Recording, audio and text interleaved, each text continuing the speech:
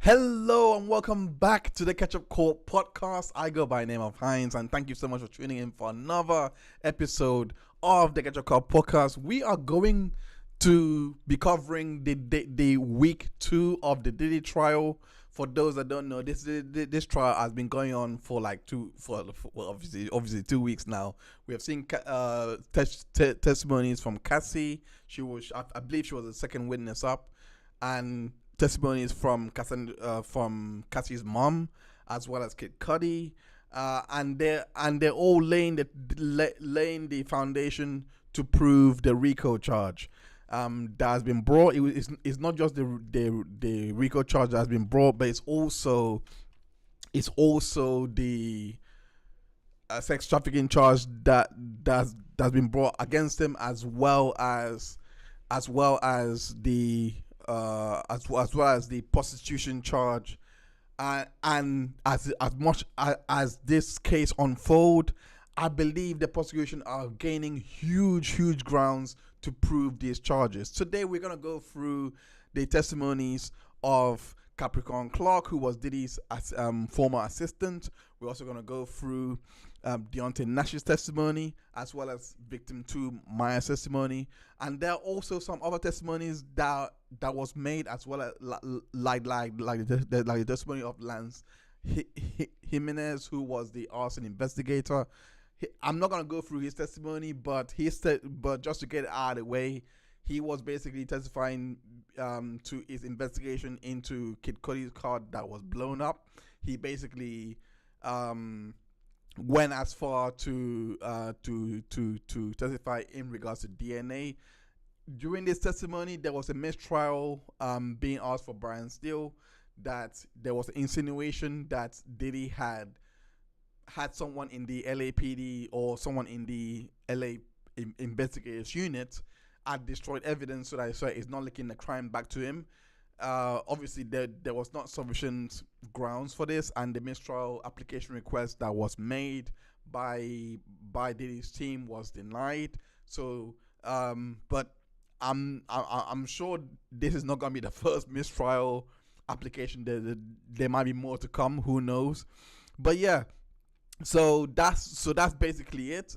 So his testimony didn't really move the needle much. I've always thought that the awesome portion is going to be hard to prove, but they don't need to prove just arson, because they've brought 8 counts of racketeering, and they only have to prove 8 predicates of racketeering, and they only have to prove just 2 of them. So yeah, so I firmly believe there is a strong case being put on here, and we're gonna go through all of that on tonight's show. So yes, I appreciate everyone that has tuned in today.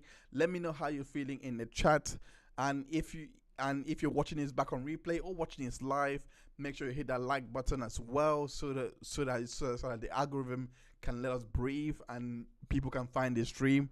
But yeah, we're gonna start off, like I said, with Capricorn Clark, who was Diddy's former assistant, and we're gonna get on with the show.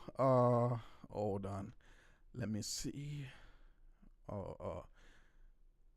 It's not showing. Bear with me while I try and fix this.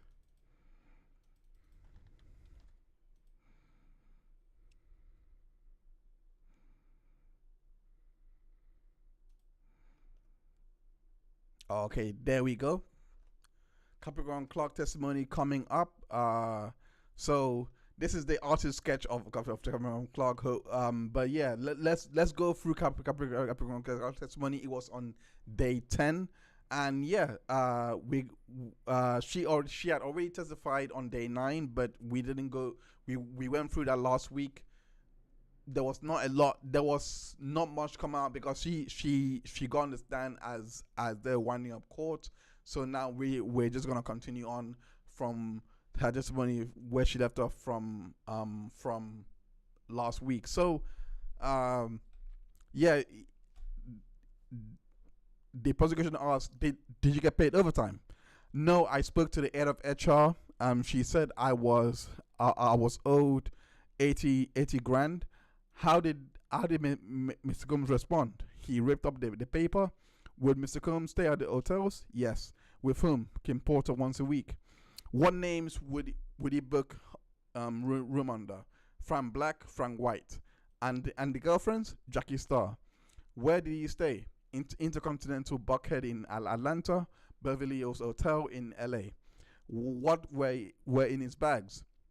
A camera, small bottles of baby oil and lube. Cameras every time. What were you doing? I'm guessing that's supposed to say. Watching TV, ordering room service, keeping up on sleep. Afterward, I would sweep the room for anything left behind. Any damage? Baby oil.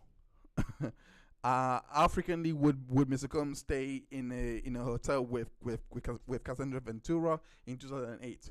Like once a week at Leo Hermitage, the London Intercontinental. For several days, the IV drips. Did he speak to you about his relationship with Miss Ventura? Yes, Miss London was there. Chef Jordan in the other room. He called Cassie over, asked her to walk there, hand me that, go back in the other room. She did it. What did he say? You B words won't do that. That's why you don't have a man. So that's what apparently Cassie said to the other women. What did you say? You are mother effing right. Did you observe Mr. Combs obtain drugs? A girlfriend in NY in LA from One Stop, Molly Ecstasy, delivered to Puff or to me. Did he ask you to get drugs for him? Yes, ecstasy. Now, before we continue on, there are many reasons why the drugs keep coming up, because there are two things. The RICO, one of the predicates is drug trafficking. So if they're showing that he has intent to distribute and get these drugs around, that's what they're trying to lay the foundation for here. That's what they're trying to show, in my opinion, anyway. So I don't know what he means by distribute. Maybe give it to people. Maybe it doesn't have to have money attached to it. I don't know the exact law around it. Does it have to have money attached to it or anything like that? I don't know about that. However, in regards to the coercion aspect for the sex trafficking, etc., if he was making people take these drugs against their will, you can argue that goes into proving into proving the sex trafficking and the prostitution, etc. So there are many reasons why they're bringing this up, but I don't think they have enough to show that he was running a drug ring as a RICO charge. I don't. They do have to prove it as a predicate, but they only need to prove two. And I do think the drug part is a weak predicate for them to try and prove, because all that I've seen so far is them just taking it. I haven't seen him force anyone to take it. It's just using drugs as recreational. So there's nothing here to suggest that he was selling these drugs and getting them all around the country to other people. It just shows about procuring. Of course, it's illegal to be in possession of drugs. So maybe that's what the the position part goes into as well. So let's continue. And in the south of France, he asked me to get cocaine, or let me revise, baking soda. I said for who, why? I wasn't going to do it given how my mother died. Objection, sidebar. I'm not sure why they're sidebarring on that. Who did Mr. Combs say the drugs were for? He said, not me. Did you get them? Yes, through the Spanish security guard. He always get prescription drugs in my name. They were in the toiletry bag. I would carry all security. What about bulk cash? Yes, €100,000 coming back from Europe. Where would he get it? Club bookings in Europe. He would keep it, then give it to security, then into his bedroom, personal safe. Violence, fighting. Was Mr. Combs violent with you? Yes, at Star Island. He told me you are not to leave this house. Pharrell Williams was brought in by boat. I returned Mr. Walker to Palm Island. He called and said, "Where the F are you? You can't have a life." So I think this is trying to go into the forced labor part of the RICO Act.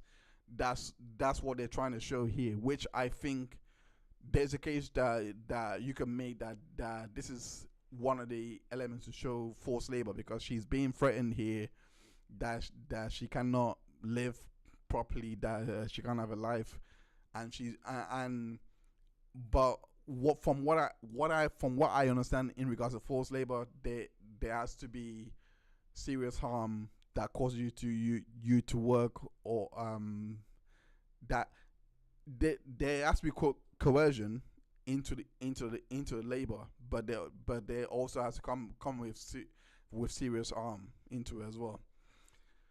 One time I asked the chef if there was turkey bacon. She said, "No effing turkey bacon." I said, "I hate it here." The chef told Mr. Combs, and he pushed me again and again. What did he say? He said, "If you hate it here, get the F out of here." Did you leave your employment? I did. But you returned as global brand director. Why? He was impressed by what I did in the job I would have left for. A couple of albums. He said you wouldn't have to work directly for me. What were you doing for Miss Ventura? Managing her image, maximize the optics for her, for Sean Combs. He had final approval on everything. In LA, where did you live? A gated community. We had followed Kim Porter there. Where was Miss Ventura? In NYC on West End. She would come to LA and stay with him or with me in a hotel. Who else was Miss Ventura seeing? Scott Mescudi. Cudi. How did you learn about that? She brought him to my apartment. What did she say? She texted me they were going to this public place in LA. I told her it was a bad idea and to delete the text. Why? If Mr. Combs learned about Mr. Mescudi, Mr. Combs paid for my phone and hers. I took Cassie to Best Buy to get a burner phone. When did Mr. Combs return to town? Not long after. He took Cassie to a hotel, the Cipriani. And then, December 22nd, 2011, between 5:30 and 6 a.m., there was banging on my door. I think there's more here, which is why I wish there was transcripts released in regards to this. But Inner City Press has been doing a good job supplying the public with this info. So I'm not complaining. I just know it just sounds like there's more here. What did you see through the peephole? A furious puff. Objection. No question. What was his movement?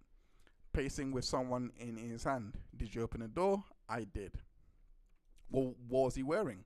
Button-down sweater, torn pants, and he was holding a gun. He came into my apartment and said, "Why didn't you tell me? Who is Scott?" I said, "I don't know any Scott." What did he say? "We're gonna kill this N." Where was the gun? In his hand. I said I didn't want to go. He said, "I don't give a F what you want, get dressed." What concerns did you have? He would never come to my house. Did you try to escape? I got dressed. Who joined in? Ruben in the black Escalade executive class. Where was Ruben? Driver's seat. I got in the back seat, right hand side. Mr. Combs was in the left next to me.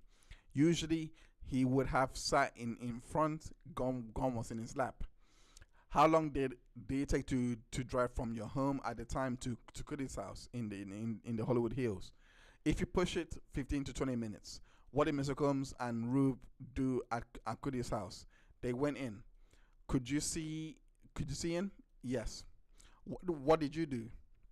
I called Cassie on her burner. I said, Cassie, where the F? I told her Puff what was at Cody's house. Then I changed her number in my burner phone to my best friend Stormy. What did you hear on the phone? That Scott was at Cassie's. When Mr. Combs came back, he took my phone and called the last number. Then I saw Cody driving up. Mr. Combs saw my face and said there's an end right there. We drove off and saw the police driving the other way toward Cody. Puff was pulling himself together. We stopped at the Key Club and he told me to call Cassie. What did he tell you to tell Cassie?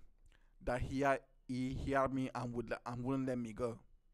How did Miss Ventura respond? She said, "Okay, come get me." She was calm. Who drove you home? Ruben. What did Mr. Combs then tell you? To convince Cody not to say that it had been him at his house, I picked up Cassie. So of course we can see why they're eliciting this testimony about Kid Cudi.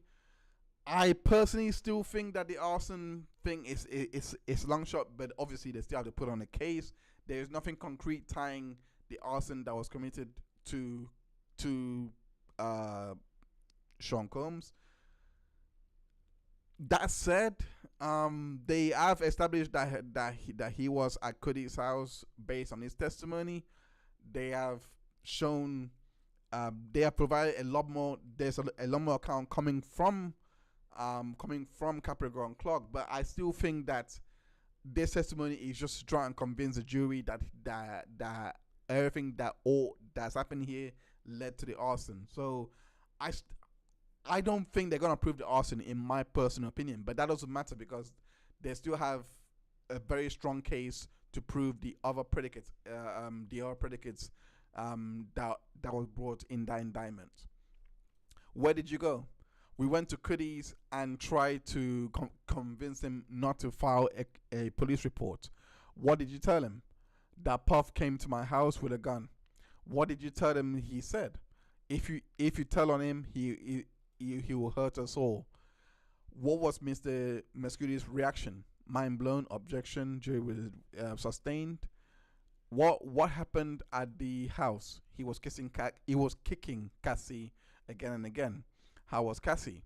In a fetal position, Mr. Combs kicked her all the way to the street. She was crying silently. Where was he kicking her? Her backside, voice cracks. Where were you? 5 feet away. So was Rube. What did Mr. Combs say to you? He said, if you jump in, I'm going to F you up. What did Rube do? Nothing. Who do you call? D-Rock. I told him, tell your brother to stop Puff. He is kicking the S out of her. I called Paulie too. I said he would take care of it, but Rube did nothing. What next? Mr. Combs told me to get the F out too. I left on foot. Could you still see her getting kicked? Until I went around the bend. Then when did you call? Regina Ventura. I told her. Sorry. Then who did you call? Sorry, I meant to say Regina Ventura. I told her he's kicking the S out of her, out of your daughter. I can't call the police, but you can. Why didn't you call the police? The mission of the day was to get Cudi, so no calling the police. This email, who is it from?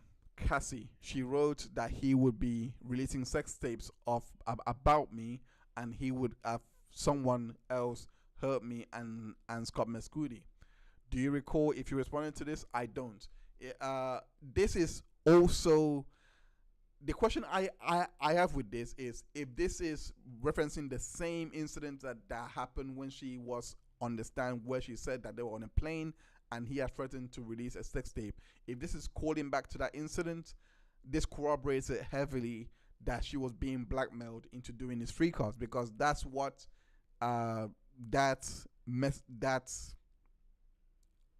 event that she testified to was alluding to, that that Puff wanted her to do a free cough. She didn't want to, and he threatened to release the sex tape of them so that she could do the free coughs.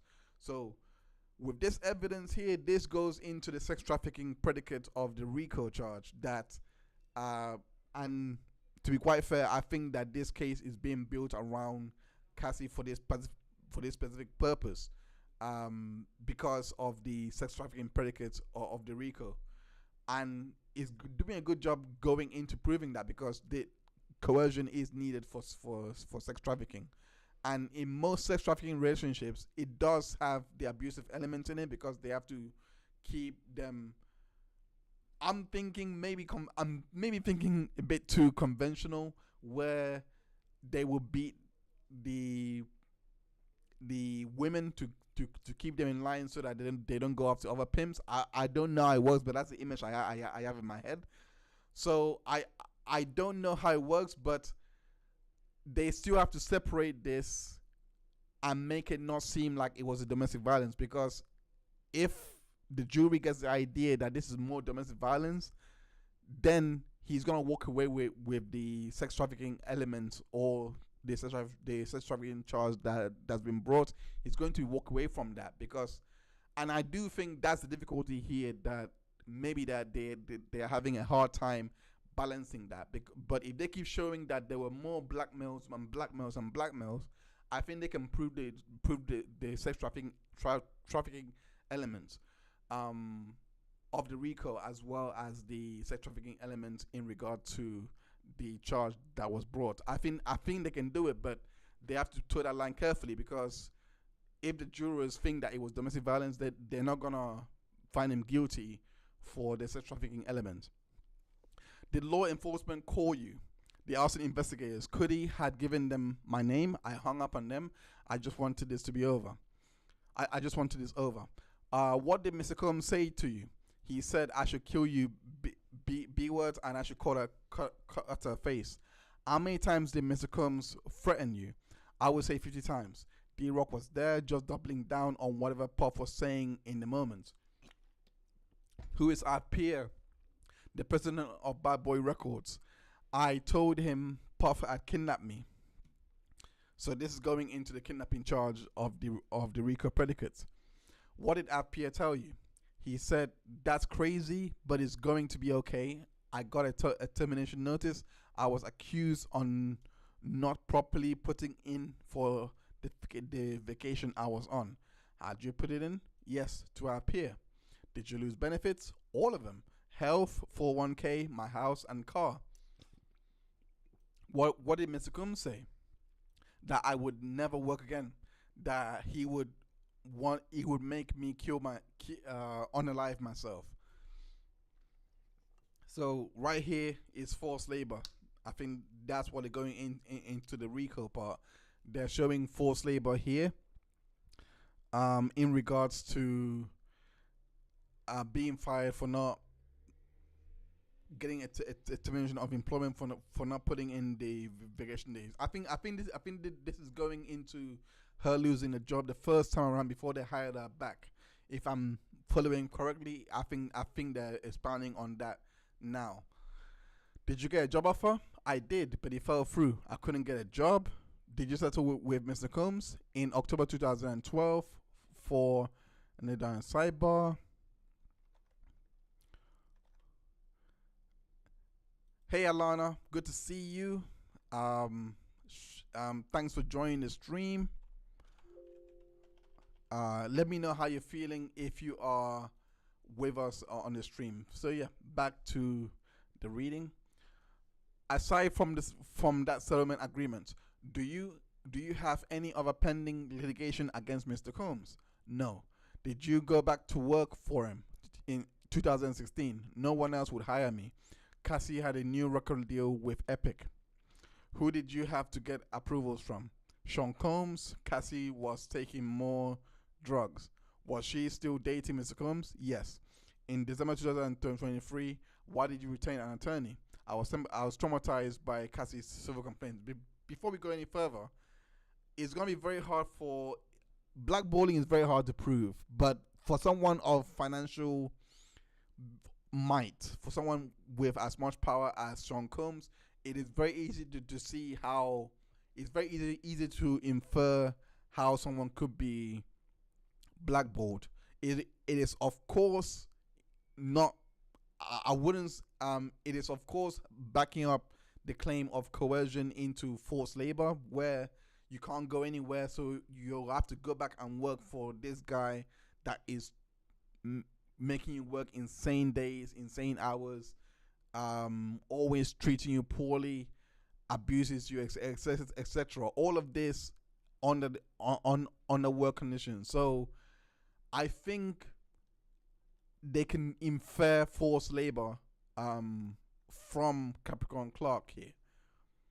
Her complaint did not reference me. I reached out to Mr. Combs and said, I want my life back. You kidnapped me. Objection overruled. Was there a discussion of you working for Mr. Combs again? Yes, as chief of staff. When did you last speak with Ms. Ventura? 2018. And Mr. Mascudi? 2012. No further questions, and they're going on a break, and this is cross-examination. You're still under oath, Ms. Clark. Okay, so we met in April 2024. You had a lawyer, Brian Friedman? Yes. You wanted to come back and work with Mr. Combs, right? We discussed it, yes. You saw Mr. Garagos taking notes? Yes. You said you didn't think Cassie was good for Mr. Combs. Why? I just think they were toxic. Tell me about when you were in NY. I was in the Bronx. I hated it. It was 2002. I met Jeanette, then Mr. Combs. In 2001 was a World Trade Center thing. Then I met Mr. Combs. He wasn't doing drugs, right? He did ecstasy in Daddy house. But it got worse? Yes. You authorized Mr. Freeman to seek a job for you. It was all very procedural, lawyer to lawyer. But you were told you couldn't be given a job in the middle of the investigation. I don't remember that. Read this. Let me go back. Read this and let me know when you're done. Do you remember saying you had the biggest crush on him? Objection for free. Offer for the truth. Sidebar about it. I don't think it was allowed. You called him Chuck for chocolate. I did. You started with Def Jam, Run DMC. I don't go back that far. I'm more Foxy Brown, Redline, Jay-Z. So how did you come to work for Mr. Combs? I put in my resume on Monster after the World Trade Center thing. He said, you work for me? I was like, maybe. He was acting on Broadway in Raising in the Sun. I was impressed. He had a major part. He was a star. Then I shadowed him on the Vote or Die campaign. My job was to get the T-shirts on the celebrities and into the photo shoots. I would call them and say Puff wanted them to come home, and they came. They did. How long before the jury missing thing? It was about 4 months. On the 4th of July, he threw a white party at his home on the Hamptons that year with Vote or Die. When did the jewels missing happen? After July 4th. The jewels were still unknown from Jacob the jeweler. Who else got lie detector? He too had gone to street level of 1440 for manicures. The lie detector test was the next day. You never told HR? No. I got fired for 3 weeks. How did you get unfired? I went to work on his 35th birthday at Cipriani to do the celebrity guest list. I came back 2004 to 2006, not at all as personal assistant, then liaison. I was making 65K for Mr. Combs, then 90 at Jive. Why why did you come back to Mr. Combs? I had gotten to top records for R. Kelly. Mr. Combs said he was impressed, asked me to come back for Sean John for women. I think I was a really good employee for him. He told you you were awesome. He did not use that word. You worked hard for him. I did. Others worked hard too, right? Not as hard as me. I did learn a lot from Mr. Combs, almost crying. He broke that glass ceiling for us black people in the business world. Do you need a minute? No, it's just complicated. Okay, they took a break from here.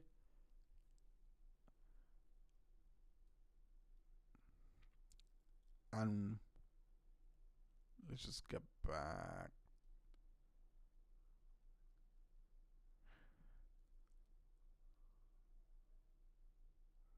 Okay, see here it says when you went to into the park, it was to the tavern on the green.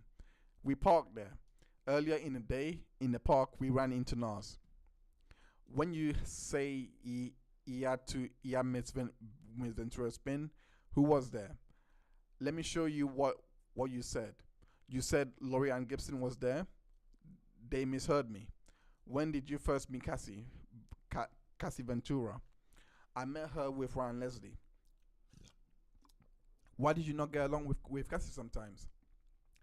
In 2008, she got more bravado being his girlfriend the longer it lasted. She thought I was being paid to help her. Objection sustained. What did you see? She went from being a sweet model to being a feisty girlfriend. Do you think she was talented? She had talent and very beautiful, but not talented. She was not. I have good taste. Talented to me is Whitney Houston and Mariah Carey. She was more of a studio musician. She needed things equalized. Did she perform live? Not the greatest. Was she a hard worker? At times. Now this cross, before I move on, this cross was very impactful for the defense in regards to defending against the RICO charge, because end of the day, what they have to prove is that Sean was not in control of her career to a level that he was forcing her not to succeed, etc. What this is showing here is that other people did not see what she had to offer as a musician, and she wasn't that great at performing based on his testimony. And when this comes in, it gives the idea that that the forced labor element of the RICO charge is kind of pointless, because end of the day, Cassie does fit that charge as well, because if she had this 10 album deal and she wasn't allowed to release music, she wasn't allowed to release music, Sean stopped her from releasing music. When you see testimony like this come in, it gives the idea that she wasn't really good enough and she had her career in her arms, and she just couldn't push through that ceiling naturally because she just didn't have the talent. That's what they're trying to present with this testimony, and this is what the prosecution has to clean up, because it's not good that the witness that saw, yes, she saw bad acts happen to you, but when it comes down to it, she also didn't believe that she was a good singer, and she wasn't going good, and she had worked with R. Kelly, like those types. She had worked with all other titans. So when they see her resume and she's saying things like this, it can stick. It can stick to a point that they might just be like, okay, for forced labor, she wasn't forced to work there, because she wasn't forced to into that album deal. She just couldn't fulfill it because she was just not great at making music, which is why he had to hold off putting the music out, because image and brand could have been tainted by what's coming out, by not being good enough. For example, these are the avenues and holes that this witness has just created just by this testimony alone. Moving on. When wasn't she a hard worker? She preferred to be her boyfriend. She preferred to be with her boyfriend. When we moved to LA after Kim at the Twins 2009ish, I saw her developing more of her relationship with Puff, with Mr. Combs. He supported her, yes, with stylists, other musicians, all the components to make her a star. Did she get more help than others? Yes. Young Jack and groups from Atlanta. I developed French Montana. So you can't argue that she didn't have doors open to her. And we've seen this testimony again and again provided. Last time we saw testimony from others saying that she was in a studio with Pusha T, with all these hip hop stars, etc. So she was given the opportunities to propel her career. Why the career is not propelling, according to this witness, which is, in my opinion, is damaging, is the fact that she just wasn't good musically. And with that in mind, like I said, you can now infer that the decisions to not release music was not to keep her bondage as a sex slave. It was more because the music was not good enough to be released, and she just couldn't perform, and she wasn't even on the ball because of the fact that she was more focused on her relationship with Sean Combs. You can now argue at the same time that the relationship was drawing her from her music, but again, it wouldn't go into forced labor, because at the end of the day, when people make decisions like that, you can't just say that that's RICO. You can't just say that they're going in and it's all his fault that she could not fulfill this deal. Because you can argue if she focused a bit more, maybe she could have fulfilled it. Because end of the day, this witness also testifies to the fact that, you know, she was a hard worker. So there is that there. So far the cross is going good, in my opinion, to defend against the RICO. I ran into Cassie. She said that she had a new deal with Epic. I dressed her like David Bowie. We did a photo shoot at my house. We wrote a mini movie and shot it for the project. What about Official Girl? Super cute video. King of Hearts. It was fresh. Puff liked it. Cassie at a green wig. Yes. We moved to admit this to that's meant to say exhibit. I'm guessing there's a ceiling issue. You don't remember this email? I don't.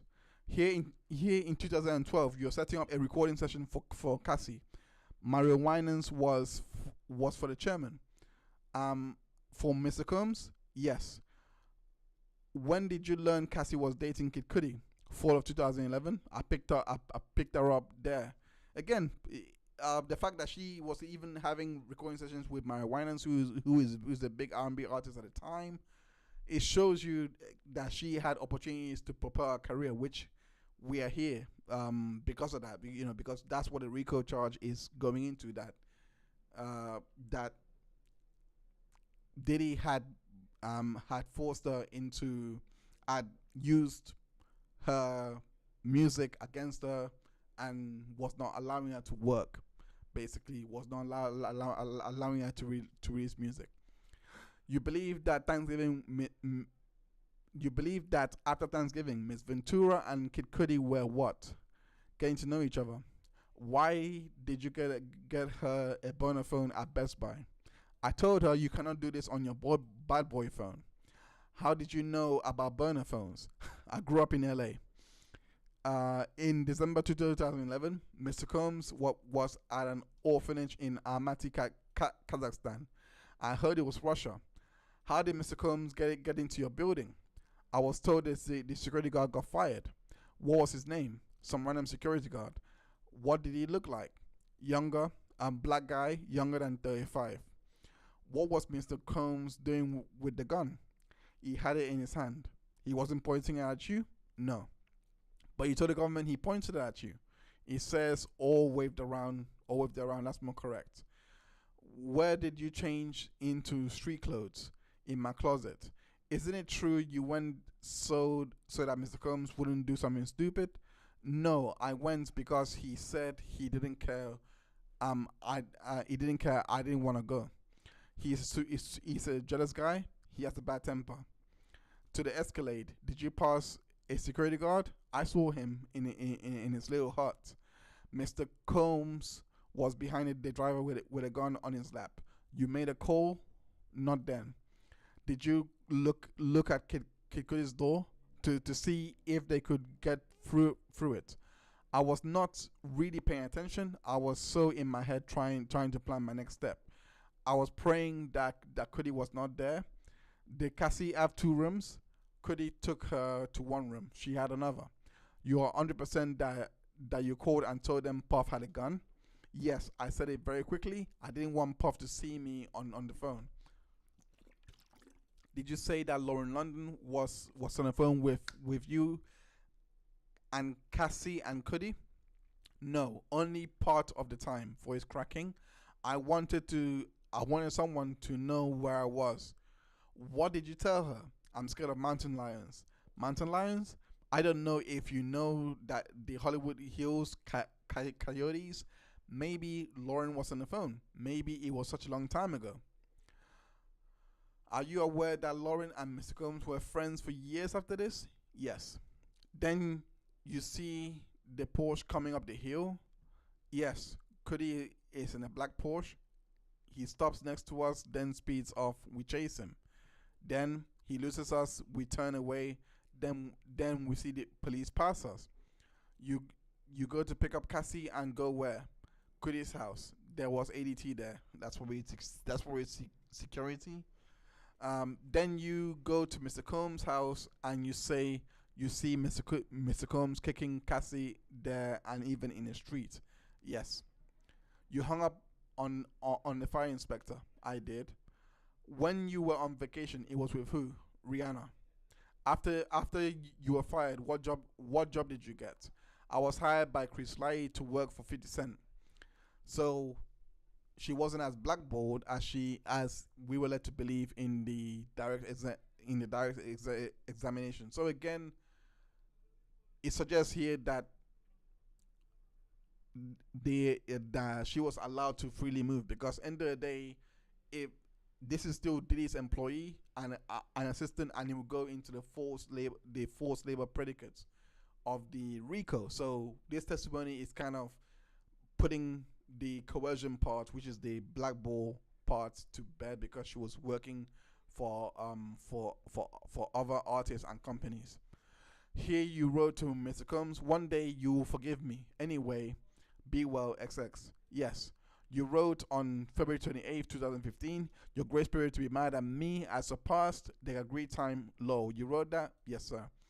Please read that out loud. I wrote, she was never my friend. She wanted me gone. I realized.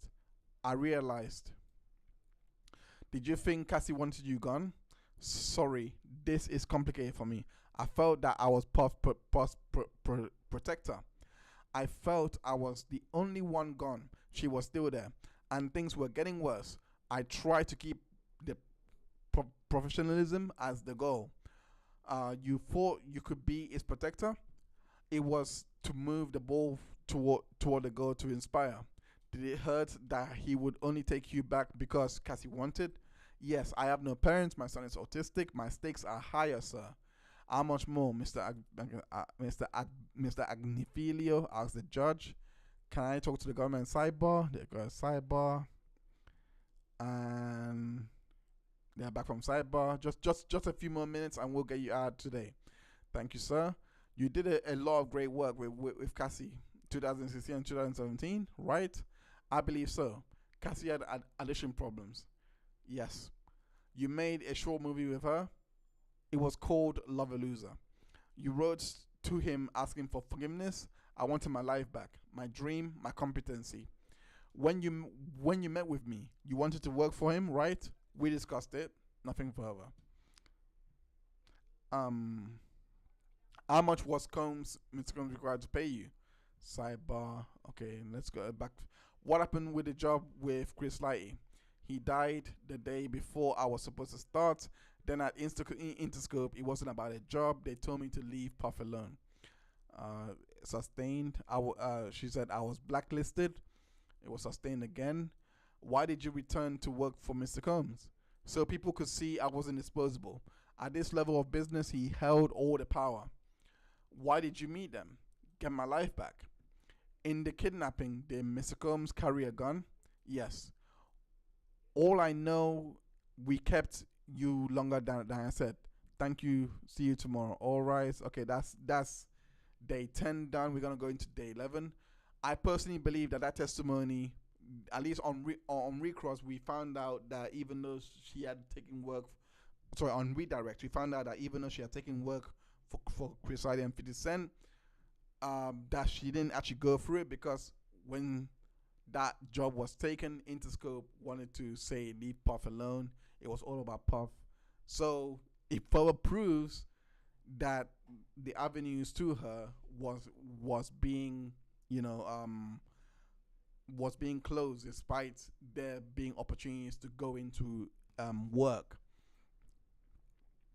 So let's go into day 11. We're not gonna read Ignacio's testimony or Jimenez. Like I said, they were more going into the arson. They couldn't really tie that to Sean Combs. They didn't really have anything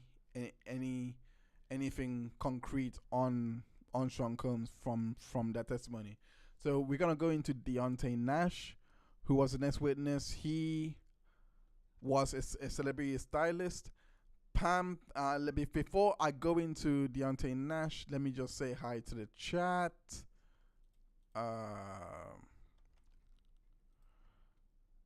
Hines, she said, hold on, let me get this in. Thank you everyone for tuning in. I appreciate you for tuning in. Let me just read the chat before we continue. Hold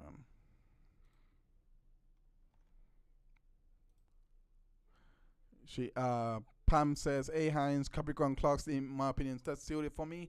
For Combs, I personally believe Mia's testimony was damaging. Capricorn Clark done a lot to show the RICO, but I think the cross from the defense again puts the idea that there was no false label on Cassie. I think the blackmailing part of the sex trafficking part in regards to Capricorn Clark, when she testified about her releasing the videos, etc. Yeah, that's gonna be. They didn't even address that on Cross, so you can see how bad that was. So yeah, I can see why that would be impactful for you, because the sex trafficking charge now has legs.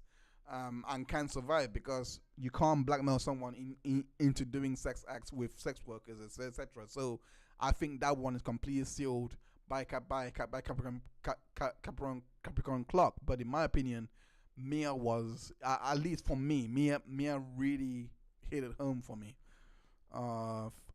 Former expert Shannon B. I love that. I love that Karen Reed reference. I'm not going to. She's Alana says, I've not been able to keep up as I'm obsessed with the Karen Reed trial, but Diddy sounds like a monster, and I hope he goes to jail for a long time. I think he might go to jail. In all fairness, I think they have enough on Rico to put him in jail. Being not as talented as E.G. Whitney Houston doesn't mean you're not talented. Whitney was a unique talent. Plenty of successful artists are not Whitney. I agree, and they can really argue that on closing, but like I said, all it gives the idea of is that people that were in powerful positions to propel a career were not having the highest of opinion about her. That's all it says. That's all he says, at least in my opinion. But this is just one person. I don't think it's a make or break argument. I just think it gives the idea that she was in that 10 album deal, and she was completely helpless. I think it puts that idea to bed, because she wasn't completely helpless. She was given up opportunities. I think the defense had done a really good job in presenting that idea to show that the forced labor predicate at least is not provable with Cassie. You can prove it with other employees, but not with Cassie, because I do really believe that she was given every opportunity to shine, and maybe she just wasn't good enough, in my opinion. But that's just me. That's just me. Okay, so Deonte Nash, let's go into his testimony. He's next witness. The government calls Deonte Nash. Are you here on a subpoena? Yes. Do you want to be here? Absolutely not. What's your work? Celebrity stylist in 2008 for Puff and Cassie. How did you get here? How did you get hired to work for them? Through a Craigslist ad for Bad Boy Entertainment. This photo, is it a fair and accurate portrayal of how you looked at the time? Not even close. It's a glamour photo. Yes, I look amazing. How often would you witness Mr. Combs and Miss Ventura interact? At least once a week. What did Mr. Combs call Miss Ventura? B, ho, CC, baby girl, slut. He would call it an outright hoe, a slut anyway. How did she react? Sad. Did Mr. Combs make threats? Yes, that he would beat her ass, that he would send her sex tapes out. That's another witness corroborating the sex tape. Damn. How often would he say he would beat her ass? Quite a few. It drove her crazy. She would be super emotional. She might stay in the house for days. How often did Mr. Combs say you could not go out without his permission? Twice. The first time we went to a gay club with Kyle and Adrian. Then we went to her LA apartment. Puff called and told her she better bring her ass to his house. She panicked. What did you understand Mr. Combs was saying? Objection is overruled. She packed her stuff and went to her house. Did you attend a Vanity Fair party? Yes. Oscars after party in 2014 with Cassie. Puff was there. How did she look? She looked bomb. Her hair was overruled. Her hair was long. Puff picked me up and threatened me. I pinned her hair up. She record music often. What was your role? I helped pick songs. I probably should have been called an exec. It was sustained. Probably non-responsive. Mixtape was it ever sold? No, it was put out for free, but it did well. A top download. For those that don't know, mixtapes are usually free anyway. They don't really sell mixtapes in the hip hop world. How much of her music was released? I'm being generous to say 10%. This would be a good place to break. They took her on a break. Here we go. What were you and Mia helping Cassie pack for? The Ovo Fest in Canada. Who came to the door? He said, B. Didn't I tell you to answer your phone? Then he dragged her by the hair and hit her. How hard was he hitting her? Objections overruled. Very hard. We ran to the bedroom, but Puff pushed it open. He continued to attack Cassie with his fist. What did you do to try and help Cassie? I jumped on Puff's back. He threw me off. Mia too. Cassie's head hit the bed frame. She was bleeding, but Puff continued hitting her. Where was Mia? Getting towels. What did Mr. Combs say to you, Mia and Cassie? He said, "Look what you all made me do." He said he said she will go to a plastic surgeon. That's a typical abuser. That's a typical abuser response. It's always everyone's fault except for them. With who? D-Rock. He was Puff's security. After that, when did you see her? The next day, first FaceTime or something like that. She had a gash in her eyebrow. Were you once cooking with Cassie? when Mr. Combs got violent, yes, Puff came. What did Mr. Combs say? He said, "You better get out of my house." He was grabbing her by the hair. He pushed her out of the door, then began to do the same to me. But I don't have hair. He popped me. He told me to go downstairs and wait. They came down and Puff was berating us as we drove off. We got a phone call, and that's probably hearsay objection. It was sustained. Call from who? Puff. He told us to stop, and he came to the window. He said he would put our sex tapes on the internet. Again, this is just adding on to the sex trafficking charge, because it goes back to, again, the time. It just corroborates that testimony from what Cassie said about him threatening her to release the sex tapes. Now we heard this is probably another occasion that he threatened, and not that's independent from the airplane incident. So this is not looking good, especially for the sex trafficking charge. This is not looking good. I think the RICO and the sex trafficking charge can be proven. I'm not sure about the Mann Act though. I do think that he can walk with that one. Nash. Puff said he would send her sex tapes to her parents, jobs, and get them fired. That her brother was a B, and that he only protected her. What did you tell her?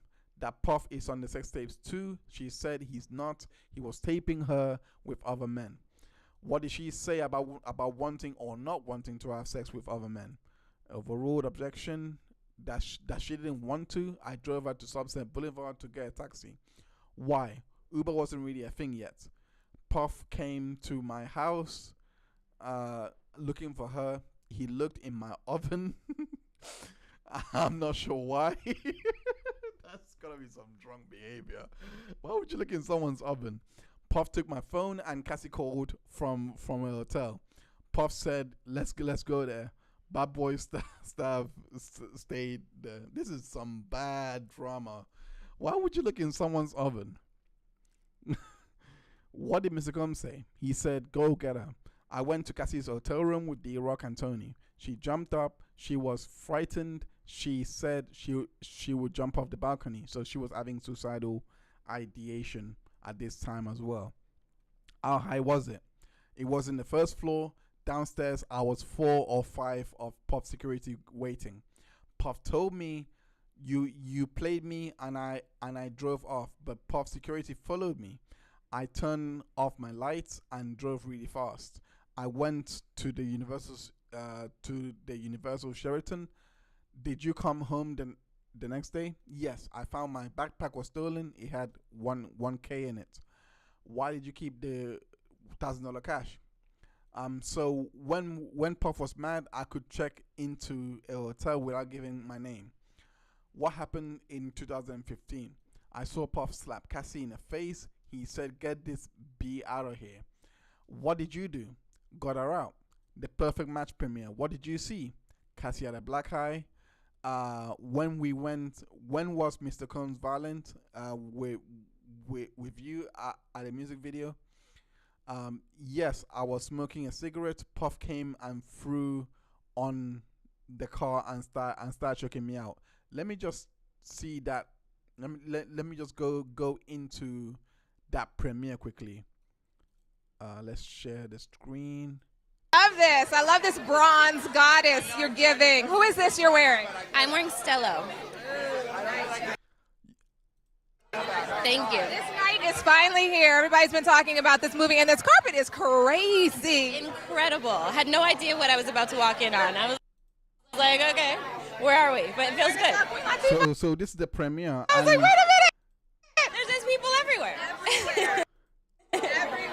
I didn't get a chance. I'm not sure if you can see it, but I can see it from here. I'm not sure if I can zoom in. You can't zoom in, so it's hard to see anyway. But there is a scar here on our face. I'm not sure if that's a parental or that's a birth scar or anything like that.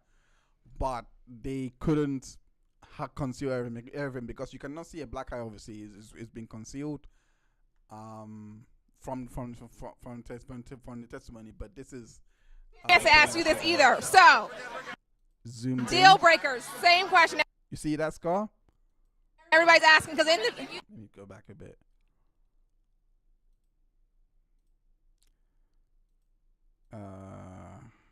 Let me play at small speed. Chance to ask you this either. So, See that scar there? deal breaker. Yeah. So maybe it's nothing. Maybe it is from one of the beings that she had to endure.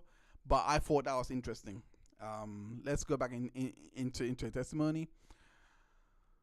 Puff said, "You'll keep going out. Did you report anything to the police?" "No, I was afraid of retaliation from Puff." "Did you get anyone on staff?" Christina Coram, KK. "What did she say?" "That she would talk to him." Did anything change?" "No." "How often did you help Cassie hide?" "Often." "What did Mr. Combs do?" "He would blow our phones up." KK would too. She would say Puff was calm. Cassie would go back. "Did Cassie tell you she was going to a hotel with Mr. Combs?" "Yes, weekly. She would pack sex toys." Did she say she wanted to go?" Overruled objection. "She says she didn't want to go. Her 29th birthday. Tell me." Puff asked me should he surprise her on her birthday. "What did you say?" "Girl, I was not about to tell him not to surprise her." Did she use the word freak off with you?" "Not like freak off, more like freak off." "Like a bird?" "Yes." Where did you go after the Blind Dragon?" A75 Comstock, like 17A. Puff said, "You're gonna get some D tonight." What did Miss Ventura say? That she didn't want to go, but he made her. They left the house. She was super high. New Year's Eve 2017. Where were you? Vegas with Cassie and the staff, all on the same floor of the hotel. Puff's room was at the end of the hall. What did Mr. Combs tell you? That Cassie had been asleep for 24 hours. I had to take her up. I had to take her. I had to wake her up. Did she wake up? She woke up for me. What did Mr. Combs say? That he would spend all his money. So she had to. Then there was a low budget producer. How many of your meetings with prosecutors did you end early? Probably all of them. Did you stay in touch with Mr. Combs? Yes. What was your tone? Loving. Why? I don't hate him. It's not in me. No further questions. So cross-examination. We might stay until 4, Mr. Donaldson. That's the fast from the judge. Mr. Donaldson goes in. How are you? Nash says blessed. When he met with the government, you had an attorney present? Yes. The subpoena didn't mean you had to go to their office, right? Right. You hired a civil lawyer, Mr. Dunn, to represent you, considering litigation against Mr. Combs? No. Does this document show that? Is their option, but no. I have counsel to protect me. I don't do federal court. On March 10, 2025, did you tell Miss Comey that you are considering a civil complaint against Mr. Combs? No. DX1800. What is this? Cassie in the video for the mixtape, and 1801 Cassie and Usher. This is the 2016 Bad Boy reunion show. Did you pick out that dress? I don't remember. You didn't start as a serious stylist. It was that Mr. Combs introduced you to Cassie, right? I met her, Mrs. Fine. So it's Mr. Combs who made you a celebrity stylist. Sure, go ahead. I am going ahead. As a celebrity stylist, you pick clothes like for Mrs. Fine's wedding? Yes. Do you know Groovy Lou? Yes. As head of Bad Boy, it was in Mr. Combs' interest that his artist Cassie looked good, right? I suppose. And Bad Boy paid for Cassie's studio time, right? Yes. Miss Ventura can't go the studio under Mr. Combs pays. What is young and reckless? A streetwear clothing brand. Cassie owned part of it. Mr. Combs had nothing to do with it. He had to approve anything. Wasn't Banner, Brianna Bungalan involved as a stylist? Who else were you styling for in 2016? Cassie, Puff, Mace, and Lil Kim. Major artists, and on the mixtape, you were executive producer but got no credit. Meek Mill was on the mixtape. Yes. Pusha T. Yes. So what they're trying to say here is that he's testifying as revenge. At least that's what I'm guessing. He's testifying as revenge for not having a producer credit on the mixtape. They go on a break. Nice coat, thank you. What size? Not your size. Right answer. Mr. Combs was the final decision making. No, some of them look terrible. You are friends with Miss Fine? Yes. When was the last time you spoke with Banner? Yesterday. Not about testimony, right? She saw her on the news. When did you speak with Cassie? Yesterday. I congratulate her on having the baby. You saw her take drugs, baking soda, ecstasy, and MDMA. Mushrooms and acid. I'm not privy to that. Not to get into your business, you have used baking soda. Yes. You smoked pot before meeting prosecutors. Yes, and Maureen cut it short. You told her you were high, that I was smoking. Making a video costs hundreds of thousands of dollars. Not necessarily. Who was Mia? Boss assistant. You and Mia jumped on Mr. Combs to protect Cassie from him, right? And to protect him from doing something worse. And Diddy tried to protect you and not protect Mr. Combs. Yes. We are at 4 p.m. Okay, I think they're done for the day. We're going to go into day 12, I believe now. Day 12. And they're back in court. Okay. They were going on the golf cart. Let's talk about Las Vegas. New Year's to 2016, 2017. You said you were told Cassie was sleeping all day. Correct. Put up DX 1847 for the parties only. What's this? Cassie. The low budget producer you mentioned was there. Yes, right next to me, snoring. You say Cassie told you another man was coming over and asked you to leave. Both of us. Your reaction was, hi. Yes. You saw a man walking around knocking on the door and they let him in. Yes. They were not drugs, right? We were doing them in our separate places. Once I started working, I just started going. I was packing my 10 body bags. Then they went to a hotel, and again she didn't tell you she didn't want to go, correct? Actually, she said she wanted to stay home, work on her music, read the green, enjoy your time together. You all don't get much of this. That's you telling Cassie in January 2017 to enjoy her time with Puff, right? Correct? Yes. Cassie wrote, I spoke up for myself, and you wrote you wish you were with them on vacation. No, I meant in Mexico, not with them. Cassie wrote, the next room is on a beach. This one on the golf course. I have everything organized. I wrote, Lo, do you all have a lot of S? Yes, but we made it all fit. Girl, you're always on vacation. You stayed in touch with Mr. Combs? Yeah, because he was cutting up. Oh, I get it. You did a seafood thing with Cassie, correct.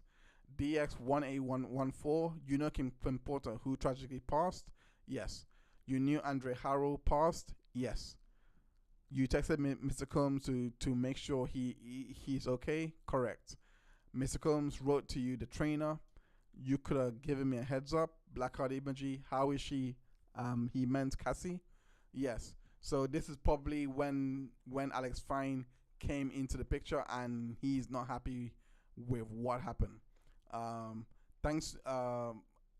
Thank you for joining, Alana. Thank you so much. Hopefully you are all you will catch up with what's going on, because this is a crazy case, just like the current retrial. But yeah, thanks for joining, Alana. I'm Pam as well, and everyone that's watching this. If you're watching back on replay, thank you for joining. Let's continue with the reading. In 2020, you wrote to Mr. Combs, I love you. Anything you need, I got you. Yes. Mr. Combs won an award that year, and you congratulated him? I don't think so. I asked how to have RSVP his party for someone else. Claire Somers. Cassie told you about a secret trip. It was the objection was sustained. This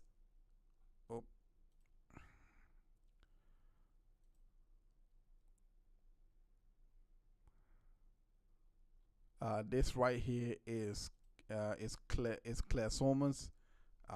That's Claire Somers there. Let's go back into the reading. You deeply care for Cassie for 15 years? Yes. She kept secrets from you, and I do from her. We don't have to tell each other everything. Nothing further. Redirect. Why were you afraid for her? Things could get violent fast. What devices did Mr. Combs use to film her? Her devices. You said they appeared high at the 29th birthday party. Yes. Was Mr. Combs in control of his actions? Yes. And what did you say? You were going to get some D tonight. Did she want to go? No. No further questions. So established right there that they were all using drugs, and they took out the idea that because Sean Combs was under the influence, that's why he was being abusive. I'm guessing that's what the argument was from the defense on cross, that they established that he was on drugs a lot during this time, and they're basically trying to make the argument, but the prosecution are rebutting back, saying that he was still in control of his actions, at least trying to send that impression to the jury from this witness. The next one up is Mia, who goes by a pseudonym. How do you wish to be identified? MIA. And she showed a passport. Let's move on. Where are you from? Virginia Beach, Virginia. Who is this? Sean Combs. What did you call him? I worked Puff. I worked for him as personal assistant, then as director of development and acquisitions for Revolt Films. I wasn't working there. Puff's mood changed all the time.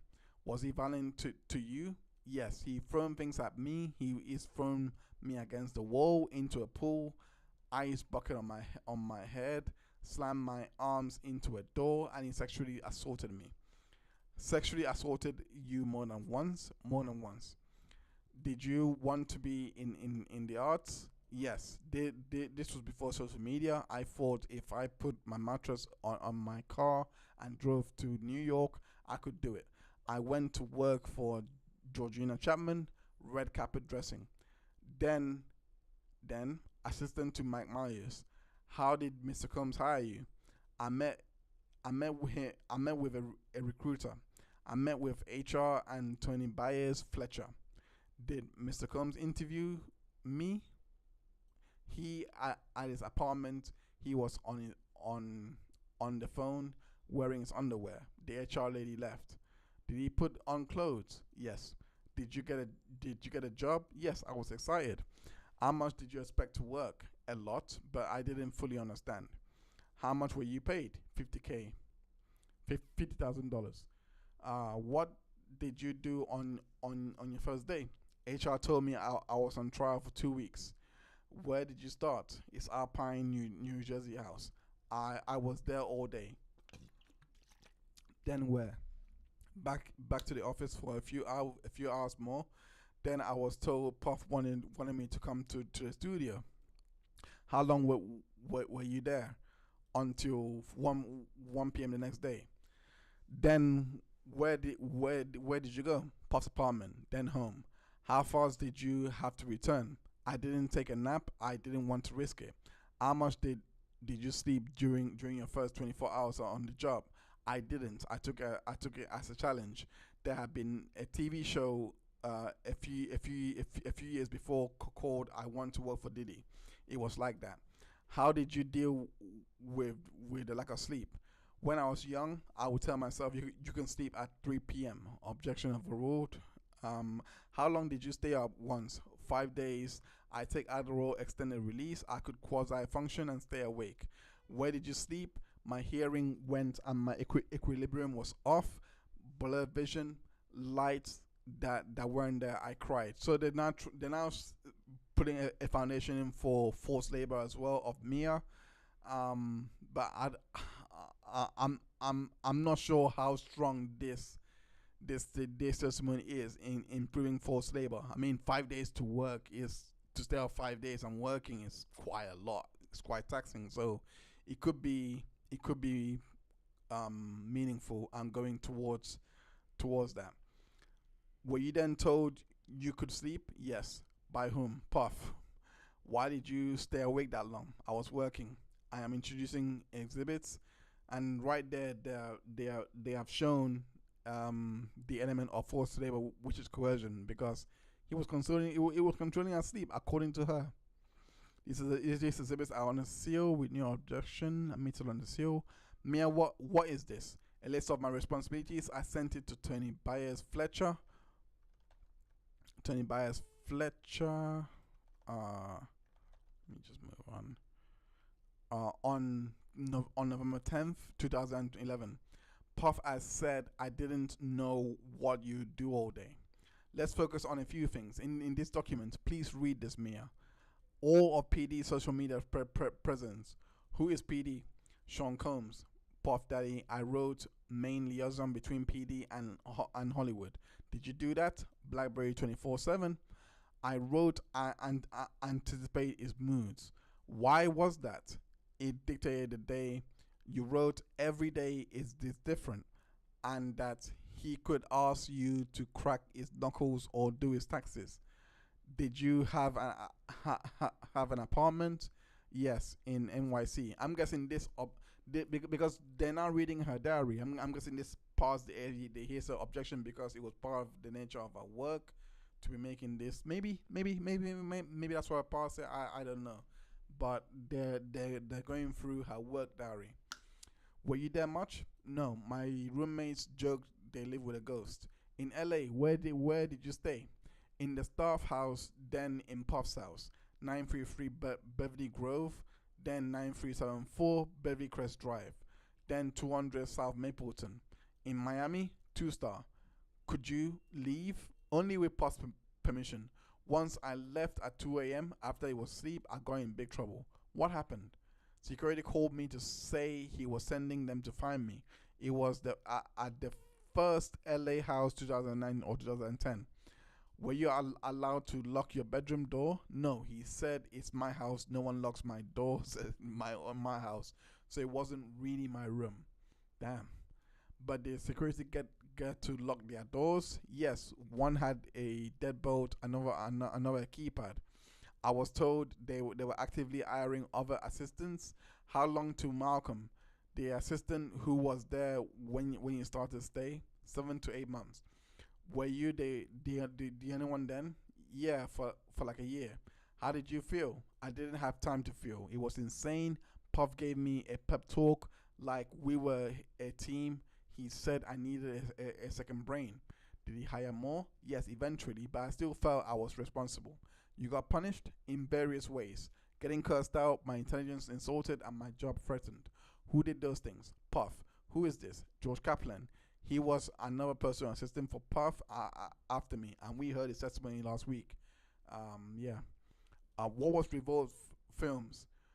Puff and I started it together. We were still performing as personal assistant duties. Yes. How much did you get paid? $70K, then $100,000. There were supposed to be bonuses. Did you get them? No. So George Kaplan, he was patching up Cassie when Puff would be violent for her. I personally think Kaplan did a good job in establishing the RICO predicate because he was patching up her injuries, just like Nash testified to that they were doing to prepare for premieres, etc. Sorry, Capricorn Clark as well. Working for, who is this? Cassie Ventura. How did you know her? Working for Puff, we became close friends. Still today? Yes. How was their relationship? Highs and lows, unequal. Was there violence in their relationship? Yes. We'll get back to that. What was Mr. Combs' role with respect to her career? He decided on everything. Shows, the look. What is this? An email from Cass to Puff and others and me. When did she send it? It was 4 a.m. It says 7 a.m., but we were in California. It was one of the hotel nights. What did she write? She was canceling, apologizing to Instascope and others. Did Mr. Combs respond? Please read. Before we go further, this is again showing the fact that the free cuffs, that she was stopping her business side to take part and please him with his free cuffs. That's what this is showing here, because they have established that they got this email from one of the hotel nights, and she was canceling interviews because of what they were of what they were doing. Now I know it doesn't really say free cuff, but you can infer that when they have these hotel nights, that it is part of a free cuff. So they're doing a good, in my opinion, they're doing a good job to show that although she wasn't really prolific in her work, as brought out by other witnesses, she was still her work was still being affected a lot because of the free cuffs that she had to do to please Mr. Combs. Cass wrote about telling Slevin Hill. What did she mean? Do you think? Slevin Hill on BET. Cass wrote, no support, no show. Why did you forward this to Tony Fletcher? I had to keep her informed. She was in charge of booking hotels. Did you ever see Mr. Combs on a movie set? Yes, everyone would be nervous. He would insert himself. What was his role with respect to Cassie's appearance? He was in charge of it. Did you have exposure to Cassie's finances? Yes. From the testimony, you can see that he also controlled other parts of Cassie as if he was a manager, but I don't think that was his role. I mean, not from what I've heard, because from all I've heard, it was in regards to an album deal. But this sounds like a job of a personal manager. Well, not a personal manager, a manager of who would manage all your projects, whether it be music or movies, etc. So he was extending his powers. Again, this goes into financial control that she had, which goes into the sex trafficking element of the charge. The sex trafficking element of RICO, as well as the sex trafficking charge. How I learned the company paid her credit cards, and that the places where she lived was under its company names, and her cars. Did he take things away? Yes, cars and jewelry and support if he couldn't get her on the phone. This is the enterprise. So the company credit cards, everything that she was doing was all on the bad boy. Nothing under Diddy, nothing personal. It was all on the bad boy. So this is the enterprise being established here, and from Mia, they've got him here. Because if they're gonna bring that evidence in now to show, they might bring that in to say he was doing all this from using the company. He will keep tabs on her through me. What was it? That's what I'm say. Was it part of your job to spend this time with Cassie? Yes, I had to do whatever Puff told me. Could you go where you wanted? No, we had to be where Puff told us we could be. And if not, something scary. The punishment was unpredictable but terrifying. We will talk some more about that as we get through your testimony. How would Mr. Combs communicate with Ms. Ventura? Sometimes through me. Did you see violence? What kind? I saw a lot of aftermath and injuries she had. I have seen him attack her and throw her on the ground. I have seen him like crack her head open. I've seen him chase her, things like that. Did she fight back? No. What did you hear and see? Suitcases being thrown into the foyer. Did you see Cassie after that? She was outside crying in a bush. She looked terrified. She gestured, I'm hiding, I'm not here. What did you do? Retreated. Did you tell anyone? I think the chef was in the kitchen. The sentiment was like objection. So that's for your speculation. What did the chef say to you? I think this is sustained as hearsay. What happened in Cassie's apartment? We were there, me, Cass, and Deonte Nash. What were you doing? Helping her pack for a big trip to London. Puff came banging on the door, very irate. How did he get in? Key from desk. Key from the front desk. What was Mr. Combs asking Cassie? He said, "Have you been drinking or something?"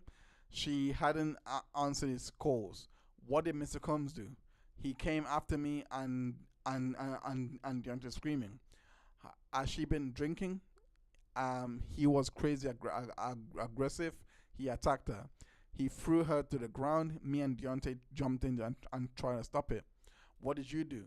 Deonte is very small in comparison to Puff.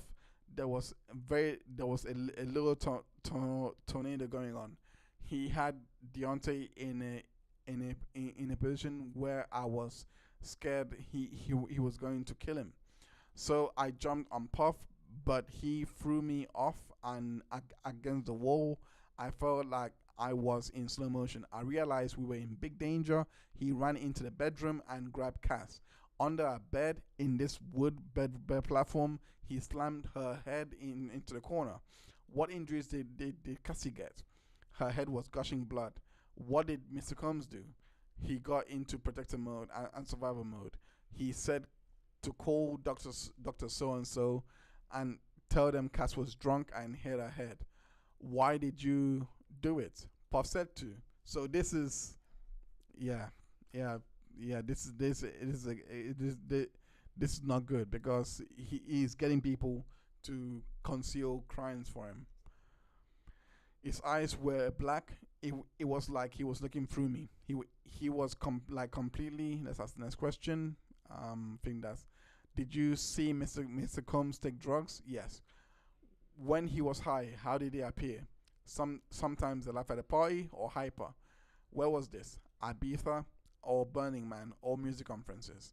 When he smashed her head, did he seem high? No. Did you go to Prince's party? Yes. What happened to the night before? Big award ceremony suite in the Beverly. He told me to stay with Cassie. That he was going to be at his house with his kids. But then I heard about Prince's party. I hope it's not the pop singer Prince. I'm not too sure who that is. What did you do? Cass and I debated like little kids if we should sneak out of the house and go to Prince's party. Prince performed on a little table. Then I saw Puff come in with his bucket hat. We locked eyes. I thought, oh crap, Cass just booked it. Where did you go? Across the street, there were woods or bushes, but Puff caught Cass and had her on the ground. Puff started to attack her, but Prince security quickly intervened. And later, I went to another hotel. The next day, HR told me Puff was suspending me without pay. Did she say why? That Puff said I was being insubordinate. All this because she was trying to help her. So he would use his company to punish her. I think this goes to prove forced labor. Remember, victim number 2 is on the Mann Act count, or which is this, the prostitution, sex trafficking to prostitution, or something like that, or something along those lines. So this is Mia is part of that charge. Okay, now let's go into the next day. Okay, no, they're back now. They're back from break. Mia, you were speaking about violence between Mr. Combs and Cassie. Have you traveled to Turks and Caicos? Yes, to Parakeet twice. In 2012, me, Puff, and Cass. What happened? I was sleeping in my bedroom and I was woken up. Cass ran in saying, "You've got to help me. He's going to kill me." What did you do? We started pushing furniture in front of the door to try and block it. Puff was banging and screaming. I had a porch that went out to the beach. We ran. What do you remember about running? I remember being amazed that even while running fast, we could be attacked by bugs. Did you run another time? I have another visual of where we were hiding or trying to escape, like 2 separate times. We got into paddle boards and went out on the water. Puff was on the beach screaming at us. It was flat and we went out far. Puff got smaller and smaller. On the beach, the sky got, I think, objection. We went back. Did you ever call the police? No. Why not? I believe Puff's authority was above the police. This was before social media and Me Too. There were no examples of people standing up. I thought it was under the confidentiality deal with Puff's business. Was this a photo of Cass eating a hot dog at the premiere of a movie, The Perfect Match? She has a bruising under her makeup. I took this photo. Any other injuries covered up on the red carpet? Yes, at Cannes Festival. What injuries do you see? A busted lip. She was injured. Where were you? In our hotel room with Larry Sims, her hairstylist. Did you learn how she got the injuries? Cass had audio recording of Puff attacking her. How did Cassie sound on the audio recording? Over objection. Panicked. I heard the sound of someone getting hit. Did you go to the events? The premiere of Brad Pitt's movie Killing Them Softly? What happened at the premiere? Puff was digging his nails into her arm and talking low. What would Mr. Combs ask you to do? Take care of her? I will bring her Arnica gel. For what? Bruises. Again, using assistance to hide and conceal injuries and conceal its crimes. Again, so much RICO here being proven. Let's turn to December 22nd, 2011. At Puff's house, the mood was darker than normal. This was more of a Puff was upset. What did he tell him? That Cass had been talking to somebody else. Who? Kid Cudi. How was he? He seemed heartbroken. It was ominous. I never witnessed Cass do something to really cause him to be upset. I felt something bad would happen. Did you then see her in a black car with Capricorn Clark? Did you reach out to anyone? Yes, to D-Rock. What is this? My emails with D-Rock. Only they redacted one into evidence. Same objection with security. He was security with foundation admitted. Okay. Read the messages. I wrote to D-Rock. I wrote about P. This feels different. Hit this email when you get it. Love you. Were you romantically involved with D-Rock? Definitely not. That's just how we talked. Let's talk about the hotel nights. What was your role? I would sometimes take them there, unpack, set up. I would have to just be on call essentially and clean up before housekeeping. What would you bring? His lotions and potions, Astro Glide and candles. Some of them cheap Glide candles without label on. They had to be white. So now we have a full understanding that the hotel night that she cancelled on Interscope for 4 a.m. all of that was a freak off. Let's move on. What else would you bring to the hotel? Anything he forgot at the house. Food money. How much? A lot, like thousands of dollars. Do you remember seeing Cassie? at the hotel, at the London hotel in New York. I brought something into a room. Cass opened the door. She was wearing a bright blue wig. How did she appear? Like she was struggling. I asked, "Are you good?" She closed the door. How? Who told you? So that's what I meant to say. Who told you to clean the rooms? And the office, Puff. And the office, it was standard to sweep the room so no housekeeper can sell something to TMZ. How were the rooms destroyed? Candle wax everywhere. I've seen broken glass, sometimes blood, oil on the walls. What would Mr. Combs tell you about the blood? That it was period blood. Disgusting. What happened in Cass's car in LA? Cass got a call, then told me he wants to do a hotel night. I don't want to. She got sick. After the hotel night, man down. What did that mean? They will stay in the room sleeping only to eat. Did you do drugs before you worked for Mr. Combs? No. And after? Yes, MDMA. Puff gave it to me. He said that I was now part of the Breakfast Club. What did he mean? Like Cool Club, he said MDMA was pure. I felt like I was now a friend hangout and I could enjoy myself. Did you take ketamine? Yes, at Burning Man. We were partying on a tour bus. We had the blackout shades down.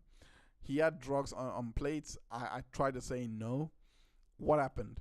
Puff wouldn't get it go.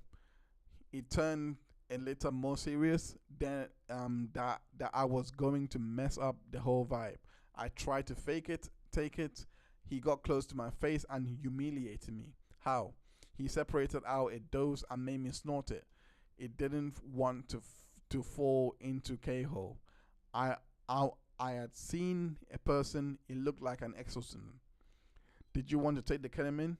I didn't feel I had a choice. Did he take drugs while working? He was always working. Once on the way to Chelsea Andler. How did Mr. Combs treat you? Sometimes like a best friend and working partner. Sometimes like I was a worthless piece of crap. Now, how would he compliment you? My work, he gave me life advice, and to tell you were worthless. Long extended rants about how incompetent and stupid I was threatened my job. Anything physical, throw things at me. Did he talk about jobs for you? Yes. Before Revolt Films, he talked about other companies. I told him I wanted to create and develop TV shows, especially comedy. He said that's what he wanted to do too. Then he would take away my credits. What did he throw at you? A bowl of spaghetti, turkey meat, a computer, a phone. Let's talk about the spaghetti. What did he tell you to do? To go get people, but I needed to change my tampon. He yelled, "Yo, girl!" I said, "Do it now." Blood was dripping down my leg. I said, I have to go change my tampon. What did Mr. Combs do? He threw his bowl of spaghetti at me, then said, "Get the F out of my house." He chased me out. I was barefoot. I hid in a bush, then turned to a hotel. What did HR tell you? That I was going to be suspended without pay. That's what Puff wanted. Where were you when he threw a computer at you?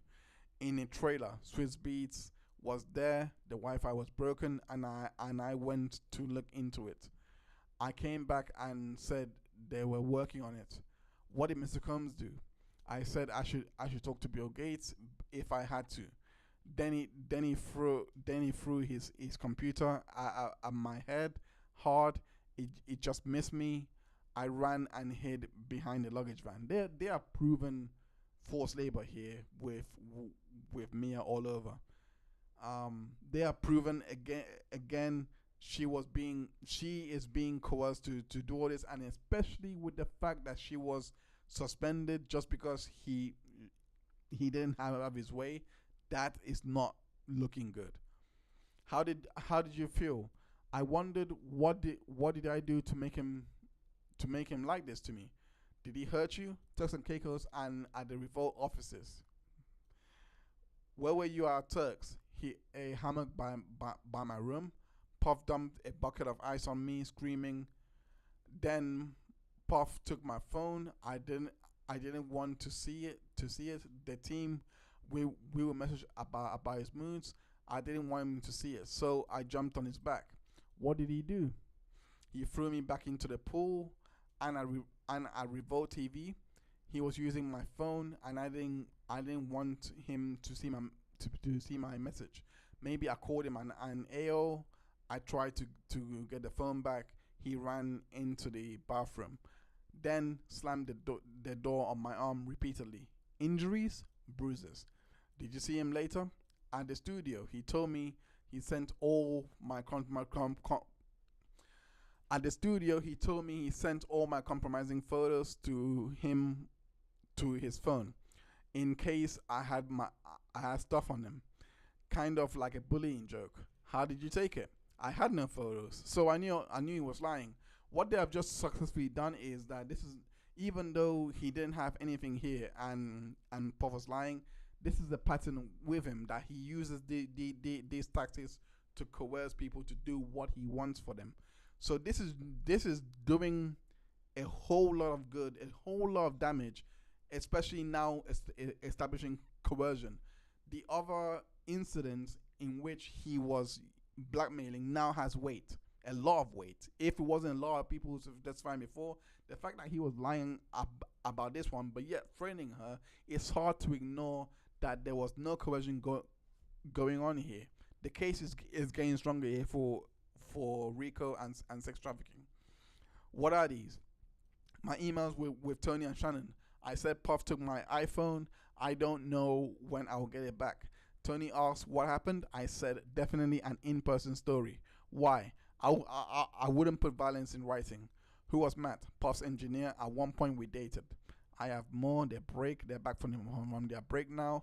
The sexual assault. When did they occur? When I was working for Puff. Where was the first time? The Plaza Hotel in NY for Puff's 40th birthday. Were you his personal assistant? Yes, I would be there only a few months. What rooms did Mr. Combs rent out?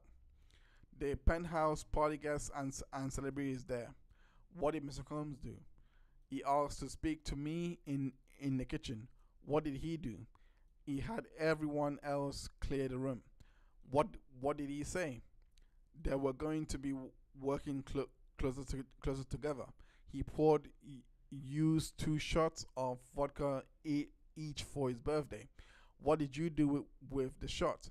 I took them. They hit me hard. Usually I could take it easily. My eyes couldn't focus. His face was closed. He put his arm up the side of my dress and kissed me. Did you want him to? No. Were you able to say no? I was shocked. I froze. I didn't process what was happening.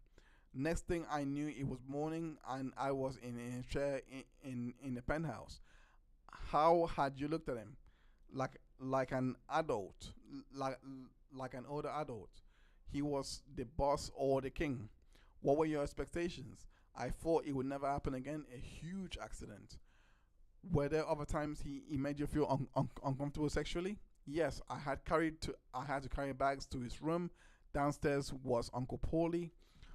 What did he say to you? Objection, hearsay, and it was overruled.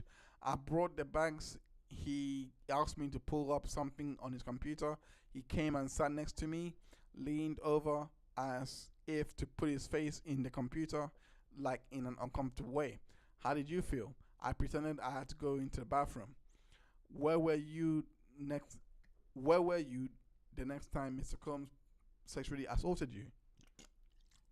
The Beverly Grove house. I was asleep on the bottom bunk. I wasn't allowed to lock the door. I woke up. There was the weight of a person on me. Who? Puff.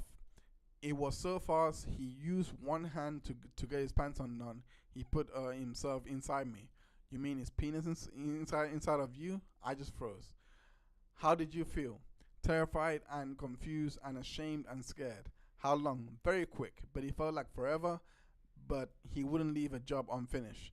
Is that when it would end? Yes. The next time, the Beverly Crest house. I was on his bedroom closet floor putting things in a bag. Then Puff was in the closet. He had his penis out and he grabbed my head and this is when she was crying and put it in. Mr. Combs took his penis out and put it in your mouth. Yes, I was frozen. I didn't do anything. She was sobbing.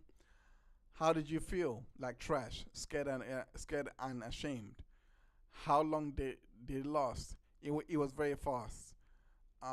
Were there other sexual assaults? Yes, I have a feeling.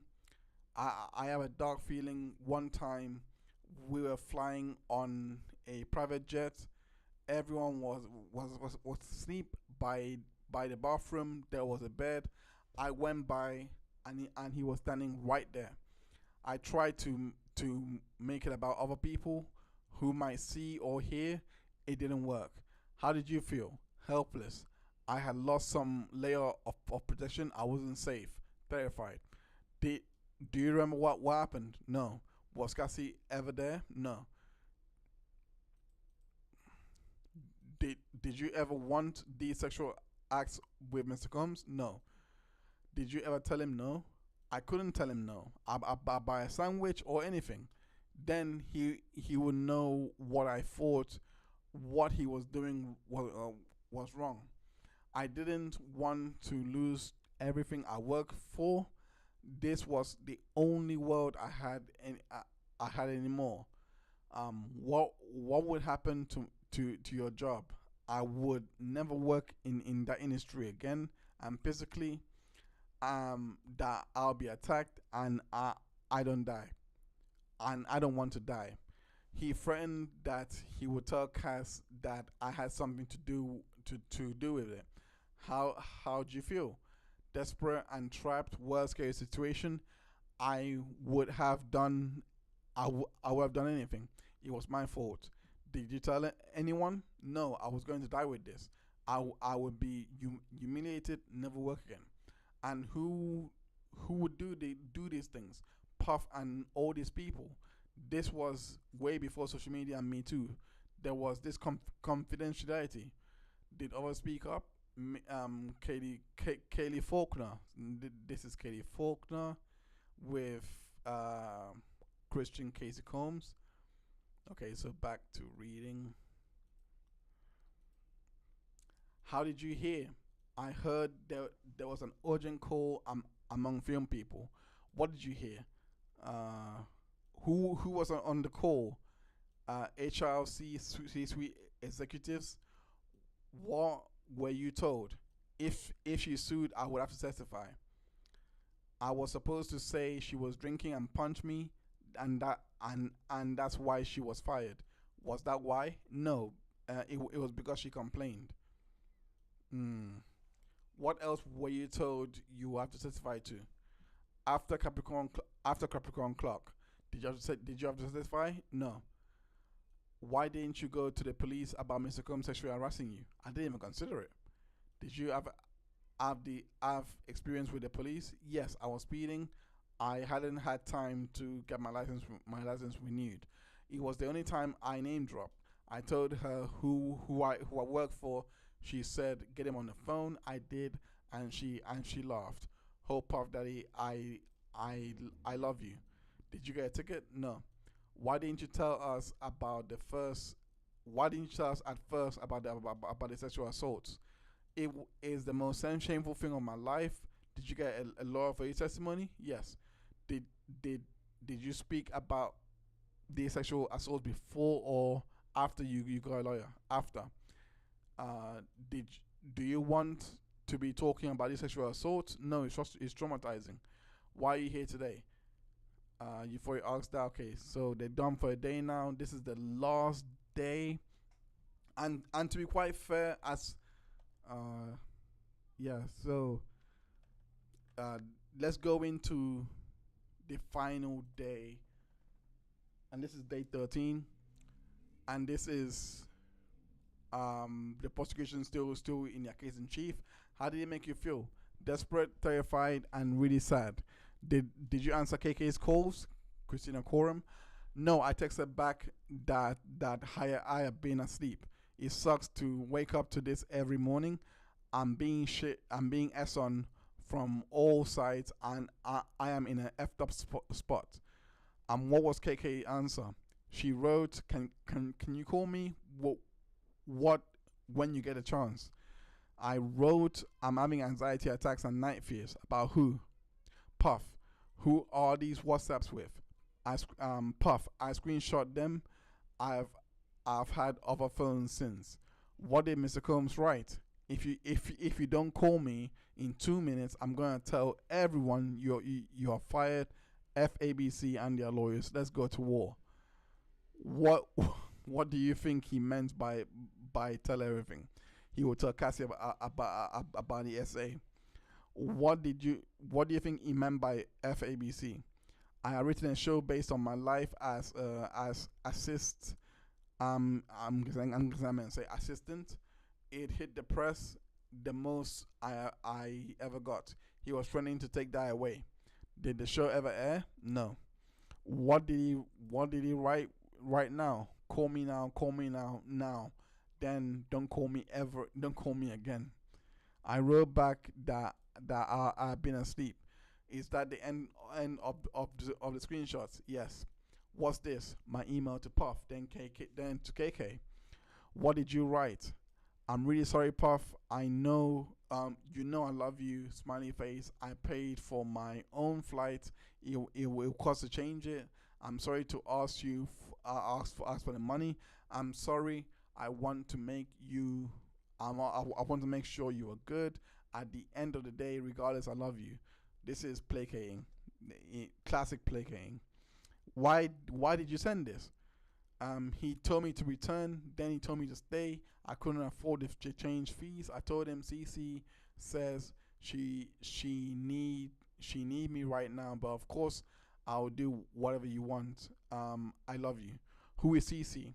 Cass. Why did you write that? Because I work for him. To him, that's all that mattered. Why did you CC score him?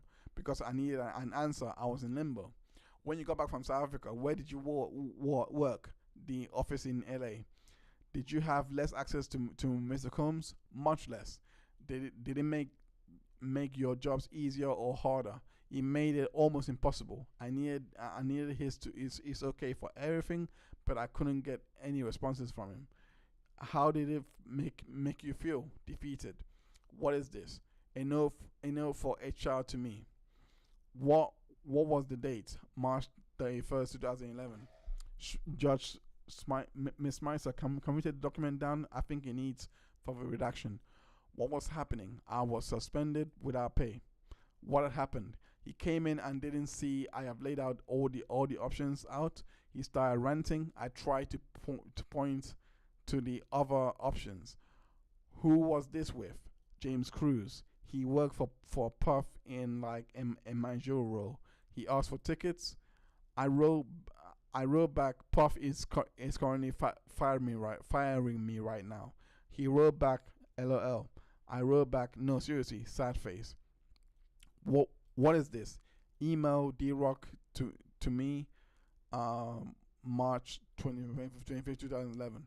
D-Rock asked, what happened? I wrote, he went bat crazy about his shirts. Where was Puff?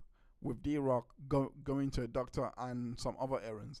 I asked D-Rock to give me a heads up before they came back so I could be out of the way. What did HR tell you? Puff wanted me suspended without pay. And I was.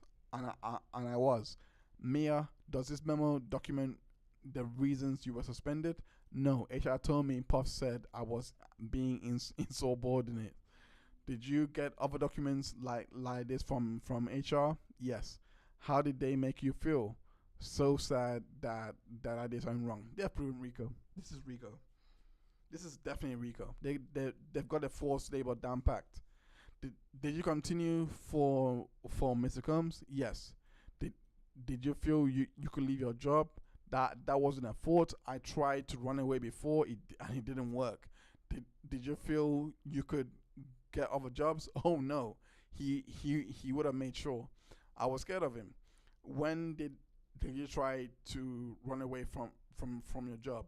New Year's to 2010 to 2011. Where were you? St. Bart's. Who was there? Me, Puff, Kim, the kids, some others. Where did you stay? A yacht that Puff chartered. What did Mr. Combs ask you to do?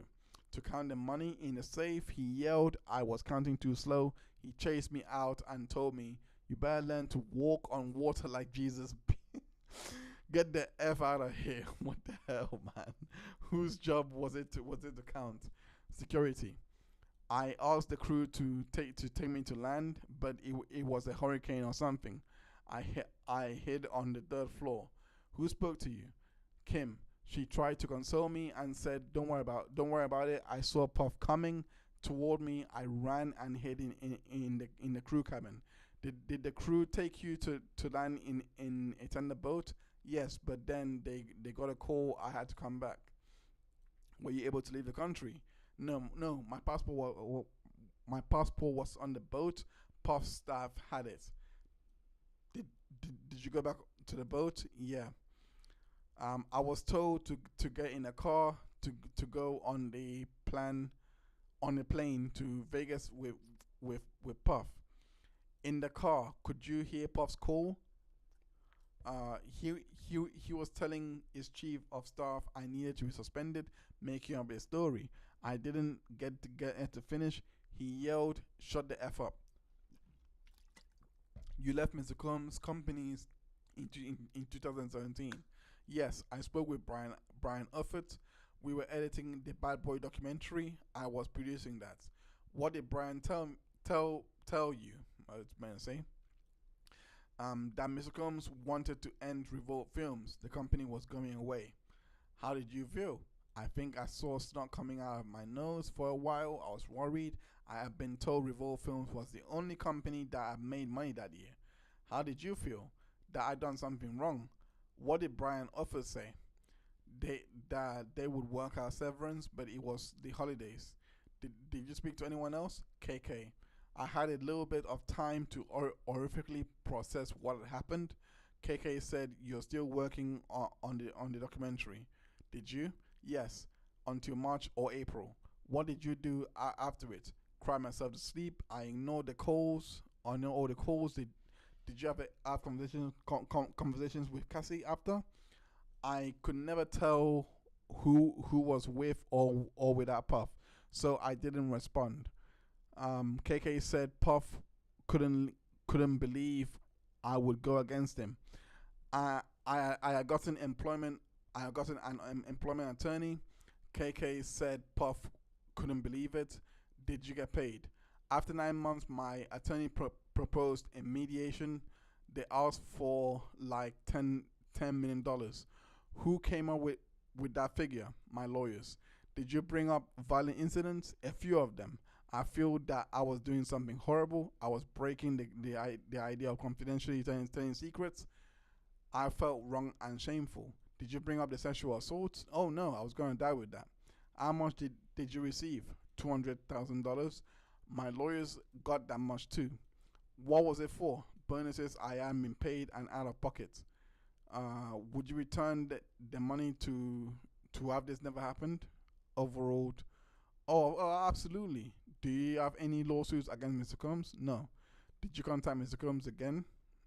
When Kim died and Andre Harrell died, did you tell him you loved him in his text messages? Yes, that's how I will speak to him. Are you aware of Cassie's lawsuit? Yes, November 2023. Have you spoken with Cassie since the suit? Yes, we talk a lot, then not. We both hide from our phones in depression. Then a few days ago, just a personal stuff. I love yous. Did you speak about your testimonies? Oh no. After the suit in November 2023, did anyone contact you? Yes, D-Rock. He was like my big brother. He said, "How are you?" What did you do in response? D-Rock. Why all the exclamation points? Because I love exclamation points and D-Rock. I understood D-Rock was no longer with Puff. He and his wife had a restaurant in Poconos. He wrote, "I'm about to call you. What date?" No, November 30th, 2023. Did D-Rock call you? Yes. What happened on that call? Overruled. What did he say? Overruled. He started with personal stuff. Then he said the news is crazy. It wasn't like that it was normal fighting. Was it? Absolutely not. D-Rock said Puff misses you. He implied everyone agreed. I made it for oh my god. It was non-responsive. Objection back. Where did D-Rock say he was? That he just landed in Miami. He was going to be at Puff's. He was going to take care of Christian. D-Rock said, maybe you could say something. How did you respond? I pretended I would talk to Puff. Did you want to? No. I was scared. He called me right after D-Rock. How did you react? I threw my phone behind the couch and ran out. Why? It was triggering. Did you hear from D-Rock again? Yes. What did D-Rock write? That your boy doesn't want you to do anything, just talk. I didn't want to. I just wanted to go away. What then did D-Rock write to you? He wrote, I can't believe you're not hitting me back. It was February 22nd, 2024. I knew he wouldn't stop, so I wrote back. I was scuba diving all day and didn't have my phone on the boat. Was that true? No. I told D-Rock I called Puff, but there was no answer. I wanted to play neutral. D-Rock asked, how can I send you something? What did you think he meant? Money. I said no. I'm always ready to help you all out. He wrote, I'm allowed to send my sister a gift, did he? No. What did you think D-Rock was trying to do? Find out for Puff if I was a threat. Did Mr. Combs text you in February 2024? Yes. He said, call me when you have 10 minutes, love. And this one, February 7, 2024, he said, I needed my memory jogged. Did you respond? No.